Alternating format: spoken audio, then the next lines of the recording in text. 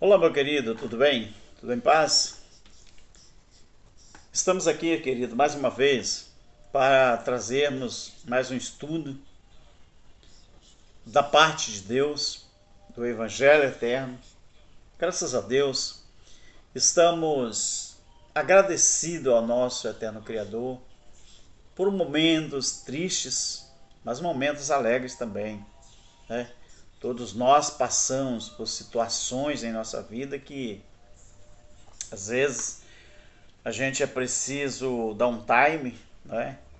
Às vezes é preciso a gente dar um tempo, a gente botar a cabecinha no lugar, a gente aprender a enfrentar as adversidades, né? Porque, por sinal, não são poucas, né? As adversidades são bastante. Por mais que você peça a Deus, por mais que você estude a palavra, peça orientação a Ele, mas sempre tem aquelas situações que parece que ela vem para testar você, né? Parece que ela vem para medir o grau, a intensidade da nossa comunhão com o nosso Criador, né? Que mora aqui, ó. É. Então nós estamos felizes porque nós sabemos que não é fácil. As lutas vêm, mas elas passam também, é como a onda do mar. É. Mas sabe, querido, depois que eu comecei a estudar a Bíblia na visão do Evangelho Eterno, depois que eu comecei a abrir a minha alma, abrir a minha mente, meu coração, para que o Espírito de Deus pudesse falar mais alto na minha vida, a coisa mudou. Eu aprendi a ser eu mesmo, eu aprendi a me valorizar mais, o que é muito importante. Eu não me valorizava muito, não. Eu era uma pessoa muito apegada às coisas. Eu era uma pessoa que talvez um pouco nervoso. Eu não tinha papa na língua. Eu era uma pessoa que não administrava bem, não é? O meu psicológico, o meu emocional. Mas o tempo passou e as coisas começaram a mudar. E graças a Deus estamos aí. Meu querido, o estudo que eu quero trazer hoje é um estudo muito importante. Ele é baseado aqui em Apocalipse capítulo 18 e também Apocalipse 17. Já te contaram quem era aquela figura daquela mulher que ela, por causa da sua prostituição, ela perdeu a sua intimidade com Deus, ela perdeu o seu amor por Deus e ela passou a ter vida própria.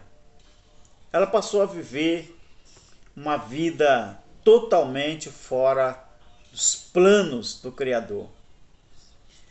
A minha vida toda, quando eu estava no sistema religioso, 45 anos, sempre me ensinaram nas EBDs, nos cultos de oração e doutrina que a gente falava, os pastores chamavam culto de oração e doutrina, sempre me disseram que essa mulher de Apocalipse capítulo 17 e capítulo 18 era uma certa religião, religião essa que ela tinha um exército muito poderoso, o exército romano na época, e conseguia conquistar muitas nações, muitos povos e muitas terras. Só que a gente, estudando a Bíblia à luz da palavra, a a gente descobre que essa mulher totalmente desprovida das misericórdias de Deus, ela era Jerusalém. É isso mesmo. Era Jerusalém, a Jerusalém física.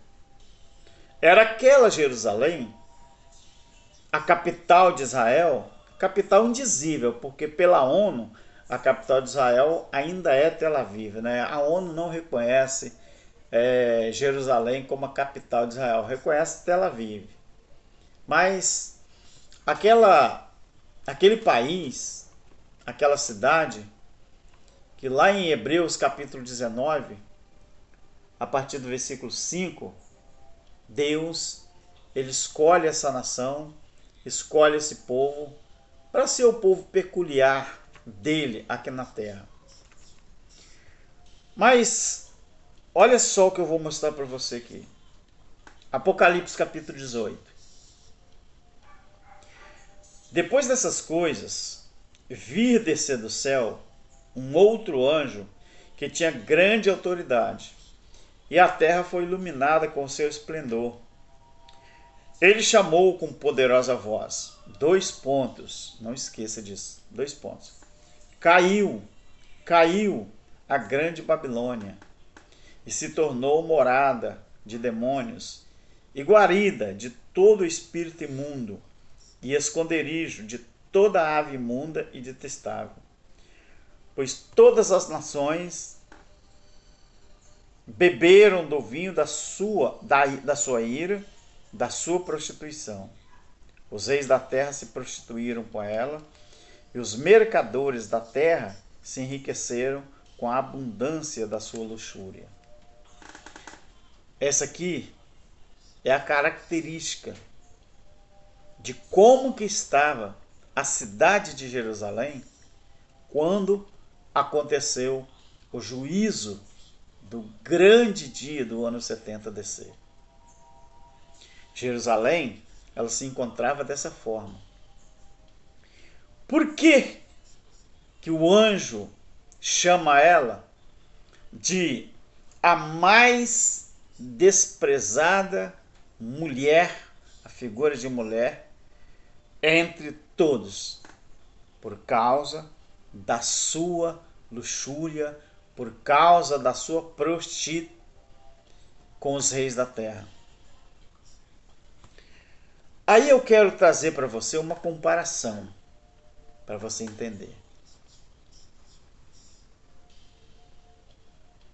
Tem hora que eu me emociono, queridos.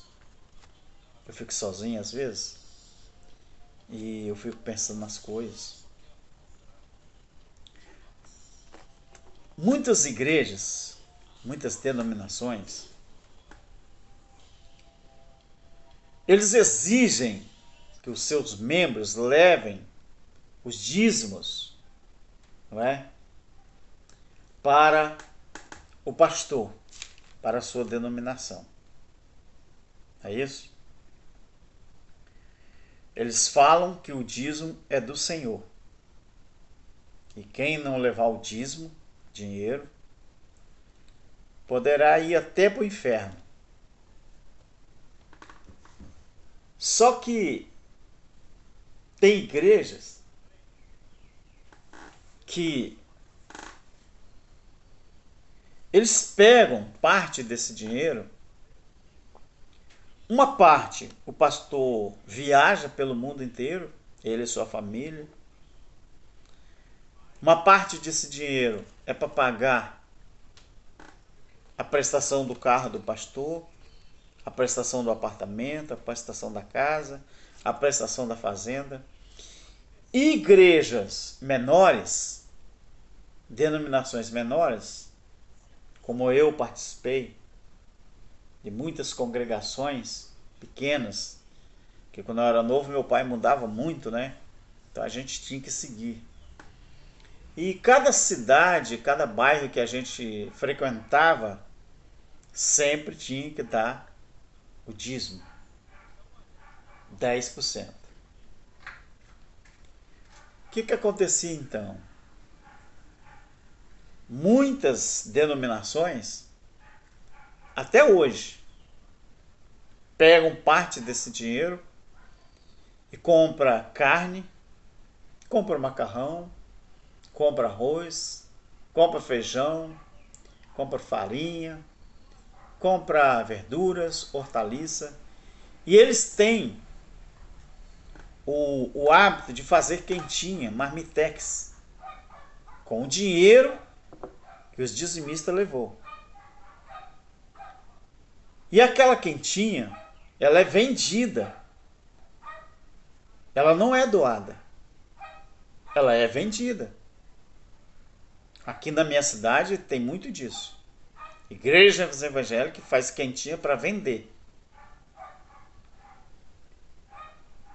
Se eles gastaram R$ 1.000 para comprar todos aqueles materiais para fazer as quentinhas, eles arrecadam 3.000, 2.500. São 1.500 ou 2.000 a mais que eles arrecadaram. Sabe o que é isso? É prostituição espiritual. Por que, Alberto? Por que você está falando isso? Já vou te dizer. As quentinhas que são feitas com dinheiro do dizimista, se alguém quer fazer a obra de Deus com amor, essas quentinhas não tinha que ser dada para as pessoas que precisam? Não foi feita com dinheiro do dizimista? Foi o pastor que tirou dinheiro do bolso dele e colocou lá? Foi o presbítero? Foi o dirigente da congregação? Foi a mulher do pastor? Foi o filho do pastor que tirou o dinheiro do bolso e falou: pai, vamos fazer 1.000 quentinhas, 500 quentinhas, 100 quentinhas e vamos distribuir com o povo. Dinheiro da onde, meu filho? Pai, junto o senhor, mamãe e eu e o meu irmão, minha irmã, vamos fazer quentinha? Mas não. Eles pegam o dinheiro da igreja que os dizimistas levou, faz a quentinha e arrecada 2 vezes ou 3 vezes mais. Sabe por que Deus condenou Jerusalém? Por causa disso aqui. Começou com o roubo dos dízimos. Você sabe que em toda a trajetória da Bíblia, desde que foi instituído o dízimo em alimento, os sacerdotes, quando a gente chega em Malaquias, eles já estavam pegando os dízimos, isso já estava acontecendo há tempo, e usando em benefício próprio. Aquela passagem que o pastor te diz que Deus está falando para você é mentira. Deus está falando, Deus diz assim: vocês me roubam e ainda perguntam em que me roubais? Nos dízimos e nas ofertas alçadas. Mas fala com o seu pastor que dízimo ali nunca foi dinheiro. Ofertas alçadas nunca foi dinheiro. Era produto advindo da roça, das plantações dos hebreus. Aí, sabe o que eles fazem? O pastor, eles têm a coragem de olhar para aquela mulher ou para aquele homem que está vendendo o seu corpo para conseguir dinheiro. Aí o pastor diz que aquela mulher e aquele homem vai para o inferno, porque está vendendo o corpo para ganhar dinheiro. O pastor tem moral mesmo para falar isso? O pastor tem moral para dizer que aquela mulher que vende o seu corpo, tem um nome que dá, mas eu não vou dizer aqui no YouTube, né? É prosti, né? Aquela mulher que pratica prostitu, isso. E aquele homem que é um prostituto também. Você sabe o que é? O que significa esse nome? Prostituto. Sabe o que significa? É você fazer por dinheiro aquilo que deveria ser feito por amor. Tira o salário do pastor, que você vai ver o nome que se dá àquela 1 hora, 1 hora e meia que ele passa ali no púlpito, ensinando coisas que nem bíblica é. Se ele ficou 1 hora e meia ali no culto, 1 hora, e o salário dele quanto é? E da onde que vem o salário dele? Como que ele faz por amor a tal obra de Deus? Sabe qual é a diferença desse líder religioso para uma pessoa que vende corpo para ganhar dinheiro? Sabe qual é a diferença? Não. A diferença é só o setor de trabalho. É, isso aí que você ouviu. A diferença é o setor de trabalho. Mas colegas de trabalho, eles são. Os pastores, cães gulosos, são parceiros ou colegas de trabalho dessa pessoa que vende corpo para sobreviver. São colegas, porque eles fazem a mesma coisa. O pastor, ele não prega, entre aspas, a palavra de Deus por amor, não. Ele faz por dinheiro. E se você faz a obra por dinheiro, isso tem outro nome. Não é amor, é prostitui. Aí, qual é a diferença entre os dois? É que um trabalha no setor público e a outra ou o outro trabalha no setor privado. Essa é a diferença entre os dois. É isso que eles fazem com as quentinhas das igrejas e com os dízimos dos fiéis. Então, queridos, tudo que você faz por dinheiro, ao invés de fazer por amor, isso no sentido espiritual, tá? Que o nosso trabalho a gente faz por dinheiro mesmo. Ninguém trabalha de graça. Você trabalha porque você quer ganhar o seu salário. Mas a outra ou o outro que faz o seu trabalho vendendo o seu corpo, também está fazendo, às vezes é para pagar um estudo, às vezes é para manter uma família também. Mas a diferença entre um e o outro, pastor, é só o local de trabalho. Setor público e o setor privado. Aí vem esses pastores querer ganhar a alma daquela mulher que está vendendo o corpo para sobreviver, ganhar a alma daquele rapaz que está vendendo o corpo para sobreviver, e o pastor ele acha que é melhor do que eles. Não é não, queridos. Ele não é melhor. Ele se torna até pior. Sabe por quê? Porque ele está usando isso aqui, ó, a Bíblia, a palavra de Deus para ganhar dinheiro. Aí é pior. Aí sabe por quê que Deus condenou Jerusalém e ele casou com uma outra Jerusalém, essa no sentido espiritual? Apocalipse capítulo 19, a partir do versículo 7, porque aquela que era física, ele abandonou. Ela se tornou morada de covil. Ela conseguiu fazer com que os homens, os reis da terra da época, conseguissem, né, entrar ali junto com ela, se prostituir e fazer todas as aberrações contra o eterno Criador. Foi por isso que Deus abandonou, desfez os laços de amor e elegeu uma nova mulher. A igreja no sentido espiritual, a nova Jerusalém. É por isso que isso aqui, ó, capítulo 20 de Apocalipse, a partir do versículo, vamos ver aqui, a partir do versículo 9.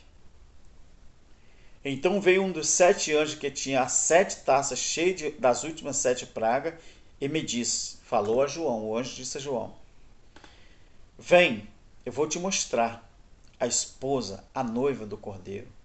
E ele me levou a um lugar muito alto, em espírito, né? e mostrou-me a grande cidade, a santa Jerusalém, que descia do céu da parte de Deus. Você está vendo?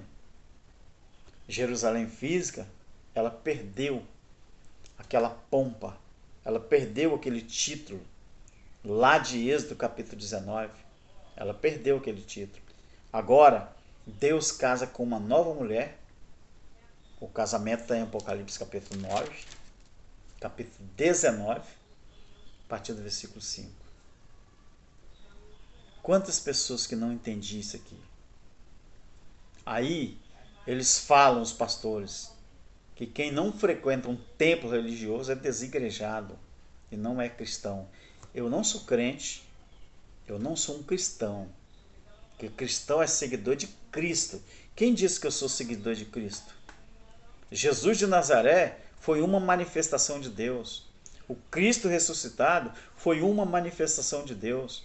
O que você é então? O que está lá em Hebreus capítulo 12, o versículo 9. Nós somos filhos de Deus no Espírito. Eu vou ler para você e vou terminar o vídeo, tá bom? Hebreus capítulo 12, o versículo 9, onde diz assim, ó: além disto, tivemos nossos pais segundo a carne, os quais nos corrigiam e os respeitávamos. Não nos sujeitaremos muito mais ao Pai dos Espíritos e viveremos? Deus não é pai da sua carne não, queridos. Claro que isso aqui é uma conotação para os judeus. Só que isso aqui, ela não é atemporal. Ela é temporal. Isso aqui, ó, Filho de Deus no Espírito, é para sempre. Manifestação de Deus em Jesus de Nazaré foi para os judeus. A manifestação de Deus no Cristo ressuscitado foi para o mundo inteiro, abrangendo os gentios. E agora, no Evangelho Eterno, nós vivemos a era das eras, nós vivemos Deus aqui, ó. Por quê? Porque de Apocalipse capítulo 21, onde diz, ó: eu vi do céu aberto, eu vi um novo céu, uma nova terra. Tá vendo? Novo céu, nova terra. Isso aqui, ó, é aquelas coisas lá do passado, já era. E o que ele viu? Porque já o primeiro céu, a primeira atmosfera, o primeiro governo, a lei acabou. E a primeira terra já passaram. O mar já não existe, o muro de separação, aquele véu que estava lá no templo, no santuário, que se rasgou de alto a baixo, o mar divide as nações, ele separa as nações, já não existe, não é? Aí fala assim, ó: vi também a cidade santa, a nova, não é a antiga não, a nova Jerusalém, que de Deus descia do céu. Você está vendo que nada tem a ver com a física? Que de Deus descia do céu, ataviado como uma noiva para o seu noivo. A igreja continua dizendo que é noiva de Cristo. Tá vendo?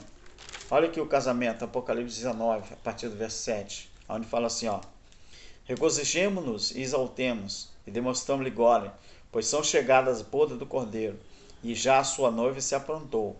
Foi-lhe dado que vestisse de linho fino, resplandecente e puro. O linho fino são os atos de justiça dos santos.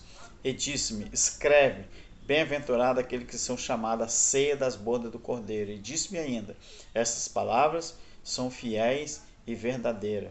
Tá vendo? E a palavra de Deus: eu sou o conservo seu, de teus irmãos que têm o testemunho de Jesus. Adora a Deus, pois o testemunho de Jesus é o espírito da profecia. Querido, você quer entender o que esses cães gulosos fazem com o dinheiro, as ofertas alçadas das pessoas? Eles cometem aberrações contra o eterno Criador, só que eles não admitem isso. Esses movimentos que está aí, dizendo que é Deus trabalhando, Deus se manifestando, não é não, querido. Jerusalém, ela talvez não tinha cidade mais feliz, mais ordeira do que Jerusalém na época. Era uma cidade festiva, era um povo festivo. Mas aonde que estava a sua comunhão com Deus? Longe. Aí você vê esses movimentos aí, nessas denominações, até engana mesmo. Mas sabe o que acontece? Biblicamente falando, esse povo está longe. Está longe, querido. Acredita nisso não. Acredite na palavra. Um abraço a todos. Cláudio Mendes, do canal Limpo pelo Evangelho Eterno. A todos os nossos inscritos, deixa o seu like, se inscreve no canal, compartilhe. E sempre que for possível, você dá uma olhadinha na descrição do nosso vídeo, que tem uma forma de você nos ajudar para melhorar, tá bom? As nossas gravações, nossos estúdios, tá bom? É só para isso, tá, querido? Deus abençoe e fique em paz. Amém.